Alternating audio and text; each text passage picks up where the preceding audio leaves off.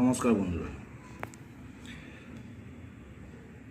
বন্ধুরা, এই কভারের যে দেখতে পাচ্ছেন এই যে দুটো হোল আছে, এই হোলের মধ্যে সরু সরু পাতলা দুখানা স্ক্রু কিন্তু আপনারা কাজ শেষ হলে লাগিয়ে দেবেন। এরকম ছোট ছোট দুটো স্ক্রু হোল বরাবর টাইট করে দেবেন যাতে এটা না নড়ে। একটা জিনিস অবশ্যই ভুলবেন না, এই পাতিটার তলায় একটুখানি কলগেট লাগিয়ে দিতে। হোয়াইট কালারের যে কলগেট হয় ওই কলগেটটা অনেক টেকসই হয়, ওই কলগেটটা আপনারা লাগাবেন।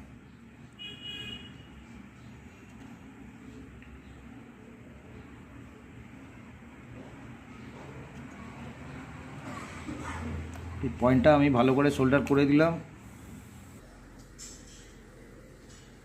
অবশ্যই আপনারা ভালো করে একটা সন্না নেবেন, এরকম সন্না নিয়ে এমনি করে চেপে ভালো করে দুটো পয়েন্ট দেখে নেবেন যে দুটো পয়েন্ট কোনো ঢিলা আছে কিনা, লুজ আছে কিনা, ওইসব দেখে আপনারা ফিক্স করবেন। তারপর এটাকে জ্বালানোর চেষ্টা করবেন। যেহেতু আমি এক হাতে আছি, আমার দেখাতে একটু অসুবিধা হচ্ছে, কিন্তু বন্ধুরা এবার দেখুন আমি লাইনটা দেবো। এখানটায় একটা লাইন আছে, দুটো লাইন আমি গুঁজে দিলাম। এ দেখুন বন্ধুরা, বাল্বটা ঠিক আছে, এর কোনো প্রবলেম এখন নেই, ঠিক জ্বলছে।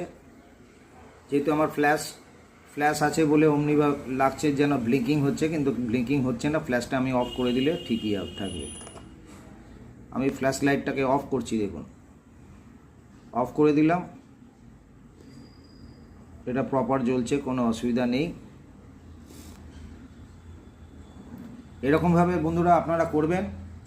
আর অবশ্যই কি করবেন, এর উপরে আপনি ভোল্টেজটাকে চেক করে নেবেন যে আপনার যখন লোড থাকলে ভোল্টেজ আপনার দেখবেন কম দেখাবে, কেন অলরেডি এখানে ওয়াটেজ শো করবে।